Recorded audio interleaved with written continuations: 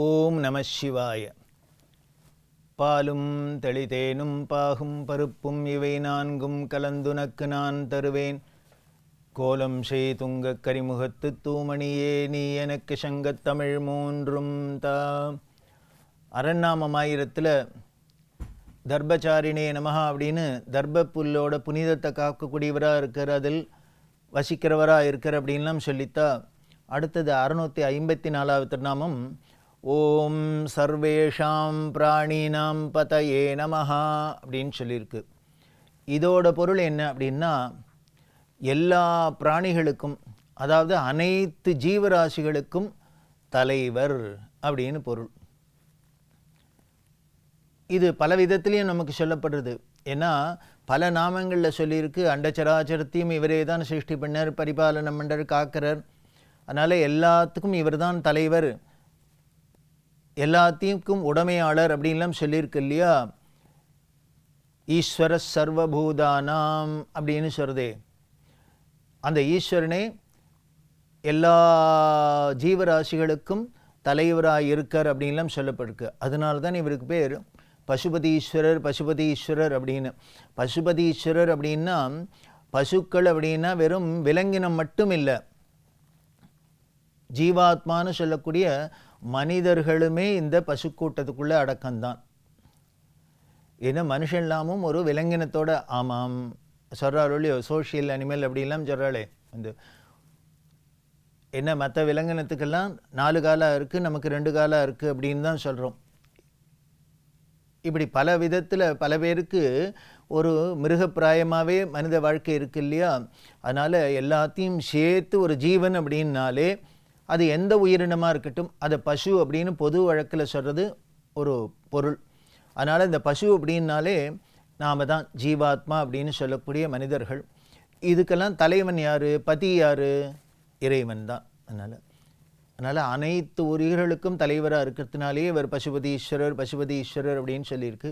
இந்த பசுபதீஸ்வரர் அப்படிங்கிற திருநாமத்தில் பல இடங்களில் அவர் குடிகொண்டிருக்கார் அப்படின்னு முன்னாலே பார்த்துருக்கோம். நேபாளத்தில் அவருக்கு பசுபதீஸ்வரர் அப்படின்னு தான் பேர். இப்படி எல்லா பிராணிகளுக்கும் இவர் தலைவராக இருக்கார். இது ஏன் குறிப்பிட்டு சொல்லணும் அப்படின்னா, ஒன்றுமில்லை, இவர் எல்லா பிராணிக்கும் இவர் தான் தலைவராக இருக்கார், எல்லா ஜீவன்களுக்கும் இவர் தான் தலைவர் அப்படின்னா, இப்போ இவருக்கு முக்கியமான ஒரு வேலை என்ன அப்படின்னா, அத்தனையும் காப்பாற்றணும். யார் தலைவரோ அவர் தானே தனக்கு கீழே இருக்கிற தொண்டர்களுக்கெல்லாம் பாதுகாப்பு கொடுத்து அவளுக்கு என்ன தேவையோ எல்லாத்தையும் கொடுத்து காக்க வேண்டியது அவரோட பொறுப்பு தானே. அதனால் எல்லா ஜீவராசிகளையும் காக்கிற பொறுப்பும் இவருக்கு இருக்கிறதுனால சர்வேஷாம் பிராணினாம் பதயே நமஹா அப்படின்னு வெறும் பதி தலைவர் அப்படின்னு பேரை வச்சுட்டு இவர் பசுபதீஸ்வரன் கோவிலில் மட்டும் உட்கார்ந்தா போகாது.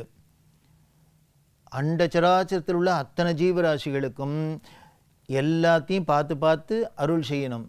வேளா வேளைக்கு சாப்பாடு கிடைக்கிறதா, இவாளுக்கு வேணுங்கிற சௌக்கியம்லாம் கிடைக்கிறதா, ஆரோக்கியம் இருக்கா, இத்தனையும் பார்க்கணுமே.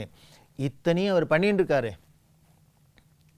பண்ணின்னு இருக்கிறதுனால இவர் சர்வேஷாம் பிராணினாம் பதயே நமஹா அப்படின்னு சொல்லியிருக்கு. தலைவர் அப்படின்னு சொல்கிறது. இவர் என்ன பொறுப்பாக எப்படிலாம் வேலை செய்கிறார் அப்படிங்கிறதுக்கு தியாகேஸ்வரோட திருவிளையாடலில் ஒன்றும், பசுவை காப்பாற்றிய லீலை அப்படின்னு. இந்த இடத்துல பசு அப்படிங்கிற ஒரு மிருகத்தை சொல்கிறோம். நம்ம மாட்டுக்கு பசுமாடு பசுமாடு அப்படின்னு சொல்கிறோம். அதை எப்படி காப்பாற்றினர் அப்படின்னா, அதுக்கு ஒரு துன்பத்தையும் எப்படி காப்பாற்றினருங்கிறது தான் அந்த திருவிளையாடல். வேதப்பிரகாசன் அப்படின்னு ஒரு வேதியர், நல்ல கற்றுணர்ந்த வேதியர், நல்ல பெரிய பண்டிதர். அவரோட பெருமையை பார்த்து, அவரோட அந்த தகுதியெல்லாம் பார்த்து அரசனான சோழராஜா என்ன பண்ணார், நல்ல ஃபஸ்ட் கிளாஸாக இருக்கிற கொழுன்னு இருக்கிற கபிலை அப்படிங்கிற பசுவை அதுக்கு தியானம் பண்ணினர், அந்த தானம் பண்ணர், கோதானம் பண்ணினர். கபிலை அப்படின்னாலே ஒரு அந்த ஷேப்பு கலர், பழுப்பு கலரில் இருக்கிற இந்த பசு, அதை இந்த வேத பிரகாசனுக்கு இவர் தானம் பண்ணினார். ராஜா தானம் பண்ணால் ராஜாட்டேருந்து வாங்கிட்டார். இவர் ஊர் எங்கேயோ இருக்குது, ஒரு கிராமம், அதுக்கு இதை ஓட்டின்னு போகணும். அப்படி ஓட்டின்னு போகிறதே இந்த வேத பிரகாஷருக்கு வறுமையில் இருக்கிறதுனால அவர் என்ன பண்ணார், பார்த்தார், இனிமேல் நம்ம வீட்டுக்கு இந்த மாடை எடுத்துன்னு போய் நம்ம வீடோ இடமோ சின்ன குடிசையாக இருக்குது, இதில் இந்த மாடை எங்கே கட்டி இதை தினம் நாம் குளிப்பாட்டி இதுக்கு தீனி எல்லாம் போட்டு இதை பாதுகாக்கணும். நாமளும் நம்மளோட குடும்பத்தை நடத்துறதுக்கே பல விதத்தில் கஷ்டப்பட்டுருக்கோம். இப்போ நம்மளோட சேர்ந்து இந்த மாட்டையும் நம்ம அழிச்சுன்னு போய் வச்சுட்டாக்க அதை பராமரிக்கிறதுக்கு நமக்கு ஒரு செலவாகுமே அப்படின்லாம் தோணித்து. அதுக்குண்டான வசதி இல்லை அப்படிங்கிறதுனால தோணித்து போல இருக்குது. ஆனால் அதனால் என்ன பண்ணினார், ஒன்று பண்ணலாம், இந்த மாட்டை நல்ல விலைக்கு யாருக்கான்னு விற்றா அதில் வர பணத்தை வச்சுட்டு நம்ம கொஞ்ச நாளைக்கான சௌக்கியமாக இருக்கலாமே அப்படின்னு ஒரு ஆசை தோணித்து. அதாவது ஒரு மனுஷனுக்கு எப்படியெல்லாம் ஆசைகள் தோணும், மனசு மாறும் அப்படிங்கிறதுக்கெல்லாம் இந்த கதையெல்லாம் நமக்கு ஒரு படிப்பினை. இது எதனால் வந்ததுன்னு புராணம் சொல்கிறதே, இப்படி ஒரு நல்ல வித்வான், நல்ல வேதம் படித்தவர், இவருக்கு எப்படி ஒரு கோதானம் வாங்கிட்டுட்டு ராஜாட்ட போய் கோதானம் வாங்கிட்டுட்டு அதை திருப்பி இன்னொரு கைக்கு விற்றுட்டு அந்த விட பணத்தை வச்சுக்கலான்னு எப்படி தோணலாம் அப்படின்னார். அதுக்கு புராணம் சொல்கிறது வேறு ஒன்றும் இல்லையா, அந்த பூர்வ ஜென்ம அந்த பாபம் வாசனை, ஜென்மாந்திர வாசனை இப்படியெல்லாம் புத்தியை பேதலிக்கிறது அப்படின்னு சொல்கிறார். அப்படி யோஜனை பண்ணிட்டே இருக்கிறதே எய்த்தாப்பில் ஒரு ஆள் வந்தார். அவர் வந்தால் பார்த்துட்டு இந்த மாடு கொழு நன்னா இருக்கா பார்த்துட்டு இவர் பார்த்தா, நீங்கள் இந்த மாடு என்ன எங்கேருந்து கிடச்சிது, எங்கே வாங்கிட்டு போனேன்னு இவர்கிட்ட கேட்டால் உடனே பார்த்தார், ஓ இவருக்கு மாடு வேணும் போல் இருக்குது, மாடு வாங்க போகிறார் போல் இருக்குது அப்படின்ட்டு உடனே சொன்னார், ஏன் உனக்கு மாடு வேணுமா, இந்த மாட்டை வேணால் வாங்கிக்கிறியா அப்படின்னார். அப்படியா, ரொம்ப நல்லதாக போச்சு, வாங்கிக்கிறேன், என்ன விலை அப்படின்னார். இத்தனை வராகன்னு ஏதோ சொன்னார். அவர் பணத்தை கையில் கொடுத்தார், இவர் மாட்டை அவர் கையில் கொடுத்தார். இந்த வேத பிரகாசன் அவர் வீட்டுக்கு போயிட்டார். இந்த வந்த பணத்தை வச்சுட்டு சௌக்கியமாக கொஞ்சம் நாளைக்கு இருக்கலாம் அப்படின்ட்டு. இந்த ஆள் என்ன பண்ணார், மாட்டை வாங்கினாரா, வாங்கிட்டு அவர் தன்னோட வீட்டுக்கு ஓட்டின்னு போகிறார். ஓட்டின்னு போகிறதே எய்த்தாப்பில் இன்னொரு ஆள் வந்தால் அவர் கஷாப் கிடக்காரு. அவர் பார்த்தார், கொழுன்னு இந்த மாடு பிரமாதமாக இருக்குது, இதை நாம் போட்டோம் அப்படின்னாக்க எவ்வளவு நமக்கு மாமிசம் கிடைக்கும், இது நிறையா விற்று நல்ல லாபம் அடையலாமே அப்படின்ட்டு அவர் உடனே கேட்டார், இந்த மாட்டை விலைக்கு தரையான்னு கேட்டார். இவர் என்ன விலை கொடுத்து வாங்கினாரோ அதை விட அதிக விலை சொன்னார். உடனே இந்த ஆளுக்கும் ஆசை, அப்படியா ரொம்ப நல்லதாக போச்சுன்னார். அவர்கிட்ட கொடுத்தார், அதை விட பணத்தை வாங்கிட்டார். அந்த ஆளும் போயிட்டார்.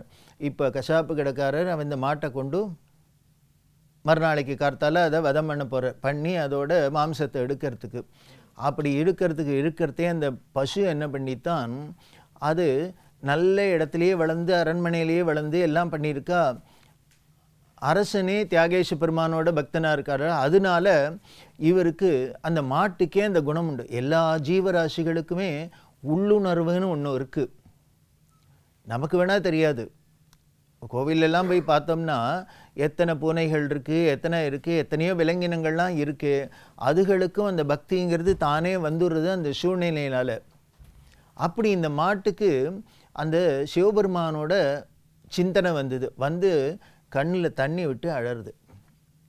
நீங்கள் எங்கேயோ நல்ல இடத்துல எனக்கு நல்ல வேதியற்ற தானம் பண்ணி கடைசியில் என்னோட தலையெழுத்து இங்கே வதம் பண்ணி என்னோடய மாம்சத்தை எல்லாருக்கும் போகிறாப்புல நான் நடக்க போகிறதே, தியாகேஷா நீ கவனிக்கலையா, நீ பார்க்க மாட்டியா, என்னை காக்க வேண்டியது உன்னோட பொறுப்பு இல்லையா அப்படிங்கிறாப்புல இது கண்ணீர் விட்டு அழுது இருக்கிறதே கருணாமூர்த்தியான சிவபெருமானுக்கு தாங்குமா.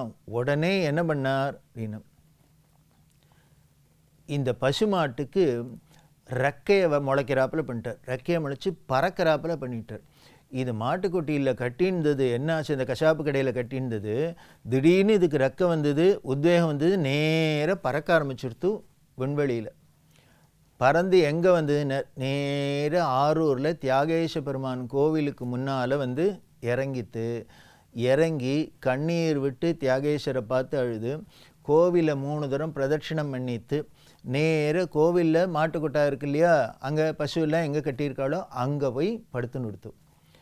இதை பார்த்தா கோவிலில் இருக்கிற ஜனங்கள்லாம், இனியே திடீர்னு எங்கேருந்தும் மேலேருந்து பறந்து வந்தது ஒரு மாடு, வந்தால் தியாகேஸ்வரை வணங்கித்து எல்லாம் பண்ணி சமத்தா அதோட இடத்துல போய் இருந்துடுத்தே மாட்டுக்கொட்டாயில் அப்படின்னு. இது ஊர் முழுக்கலும் பேச்சாகிடுது. இப்படி மாடு பறந்து வந்தாக்க பார்த்தாக்க யார் தான் பேச மாட்டா. இது ராஜா சோழராஜாவோட காதுக்கு போச்சு. அவர் உடனே ஓடி வந்தார். இது என்ன அதிசயமாக இருக்குது, மாடு பறந்து வந்தது அப்படின்னா. அப்புறம் பார்த்தா ராஜா பார்த்தா இவருக்கு எங்கேயோ பார்த்த மாதிரி இருக்குது. அப்புறம் தான் தெரியுது, ஓ நம்ம தானம் பண்ணின மாடுன்னா இது வேத பிரகாஷருக்குன்னா தானம் பண்ணினோம், அது எப்படி கசாப்பு கடைக்கு போச்சு அப்படின்னு உடனே என்ன பண்ணுன்னா வேத பிரகாஷரை கூப்பிடு அப்படின்னு. அவருக்கு போய் ஆள் வந்தது, கூப்பிட்டா. அவர்கிட்ட சொன்னால் இந்த கதையெல்லாம் சொன்னார். இல்லை இல்லை, என்னோட அறியாமையினால் நான் பொருளுக்கு ஆசைப்பட்டு இதை ஒருத்தட்ட விற்றேன். அவர் அப்புறம் அந்த இன்னொருத்தருக்கு விற்றார்னு தெரியுது. இப்படி யார் யார் எப்படி அது போச்சு கசாப்பு கடை வரைக்கும்னு எல்லாம் ராஜாவுக்கு தெரிஞ்சுது. ஆனால் என்ன ஆயிடுத்து, இப்படி ஆயிடுத்தேன்னு ராஜா வருத்தப்படுத்தி தியாகேஷ பெருமான் என்ன பண்ணான்னு, யார் இந்த அந்தனர் வித்தார் இல்லையா அந்த பசுமாட்டை காசுக்கு ஆசைப்பட்டு அவரோட புள்ள அகால மரணம் அடைஞ்சான். அதே மாதிரி அந்த வாங்கினாரே அவருக்கு என்ன ஆயிடுத்தினார், பெருவியாதி அப்படின்னு சொல்லக்கூடிய தொழுநோய் வந்தது. கடைசியில் மாமிசத்துக்காக அதை வதம் பண்ணுறதுக்கு போனாரே அந்த கசாப்பு கடர், அவருக்கு வெப்பு நோய் அப்படின்னு சொல்லக்கூடிய உடம்பு முழுக்க பத்திண்டு எரியும். அப்படி ஒரு வெப்பு நோய் அவரும் மாண்டு போனார். இப்படி 3 பேருக்கும் தண்டனை கிடைச்சிது. இப்படி கிடைச்சார் ராஜா பார்த்தார், நம்ம ஒரு நல்ல எண்ணத்தோட ஒரு பசுமாடு தானம் பண்ணணும் வேத வித்துக்கு அப்படின்னு நினச்சிருந்து போக இப்படி ஆயிடுத்தே அப்படின்னு நினைக்கிறதே ஆகாய வணியா சிவபெருமான் சொல்கிறார், இதுலேருந்து ஒன்று தெரிஞ்சுக்கோ, பாத்திரம் அறிஞ்சு பிச்சையிடணும் அப்படின்னு. நாம் தானம் பண்ணுறது பெருசு இல்லை, தானம் பண்ணினா யார் தானம் வாங்குகிறாளோ அந்த தானம் வாங்கின பொருளை அனுபவிக்கணும், அவள் உபயோகப்படுத்தி அதை அனுபவிக்கணும். ஏன்னா கொடுக்குறவர் அதுக்காக தானே கொடுக்குறார். நமக்கு ஒருத்தர் வேஷ்டி தானமாக கொடுக்குறா அப்படின்னா அதை நாம் கட்டிக்கணும் அப்படிங்கிற எண்ணத்தில், நல்ல எண்ணத்தில் தானே கொடுக்குறா. அப்படின்னா நம்ம அதை வாங்கி அதை உபயோகப்படுத்தலை அப்படின்னா அவர்கள் கொடுத்தவர்களோட அந்த ஆசையை, அவர்களோட நோக்கத்தை, அந்த புனிதத்தன்மையை நாம் மதிக்கலை அப்படின்னு அர்த்தம். அன்னதானம் பண்ணணும் அப்படின்னு ஒருத்தர் நமக்கு சாதம் கொடுத்தா அதை நம்ம சாப்பிட்றதா, இல்லை தூக்கி குப்பைத்தொட்டியில் போடுறதா, இல்லை வேறு தானே உபயோகப்படுத்துறதா? இப்படி தியாகேஷ பெருமான் ஆகாயவாணியாக சொல்கிறார். அதனால் ஒன்று தெரிஞ்சுக்கோ, இனிமேல் பாத்திரம் அறிஞ்சு பிச்சை எடுங்கிறது அதுக்காக தான். ஒருத்தருக்கு இது தேவையா, அவளால் இதை வச்சுக்க முடியுமா, கோதானம் பண்ணுறேன் அப்படின்னு பண்ணிட்டா அதை எல்லாமே பார்க்கணுமா, அவருக்கு வீட்டில் இடம் இருக்கா, இந்த பசுமாட்டை அவர் பாதுகாப்பாக பார்த்துப்பறா, இதெல்லாம் தெரிஞ்சுன்னு தான்ப்பா தானம் பண்ணணும் அப்படின்னு இவருக்கும் சொல்லி அந்த வேதியருக்கும் சொல்கிறார். இனிமே தானம் வாங்கினா அந்த தானமான வாங்கின பொருளை தான் உபயோகப்படுத்துகிறதா இருந்தால் தானம் வாங்கிக்கணும், இல்லையா இது எனக்கு இது சௌரியப்படாதுப்பா, நீங்கள் வேறு யாருக்கணும் உபயோகம் உள்ளவாளுக்கு கொடுங்கோ அப்படின்னு சொல்லணும். ஏதோ கொடுக்குறாளே அப்படின்னு வாங்கி வாங்கி வச்சுட்டு அதை நம்ம உபயோகப்படுத்தாது இருந்தால் அந்த தானத்தோட புனிதத்தன்மை போகிறது. அப்படி எல்லாம் தியாகேஷ பெருமான் சொல்லி எல்லாருக்கும் ஆகாயவனே உபதேசம் பண்ண எல்லாரும் அவரோட கருணையை பார்த்து ஆச்சரியப்பட்டு மனசு உருகிறா. எங்கேயோ ஒரு மாட்டுக்கொட்டாயில், ஒரு கசாப்பு கடையில் ஒரு பசுமாடு மனசு வருத்தப்பட்டு கண்ணீர் விட்டுது அப்படிங்கிறத பொறுக்காத தியாகேஷ பெருமான் எப்படி அருள் செஞ்சிருக்கார் அப்படின்னா, இப்படி ஒவ்வொரு ஜீவராசிகளுக்கும் அருள் பண்ணிட்டு தான் இருக்கார். அதனால்தான் சர்வேஷாம் பிராணினாம் பதையே நமஹா அப்படிங்கிற திருநாமம் அவருக்கு சூட்டப்பட்டிருக்கு. அப்படி இருக்கக்கூடிய அவரோட பெருமைகளில் இன்னும் பல விஷயங்களை தொடர்ந்து பார்க்கலாம். ஓம் நம சிவாய்.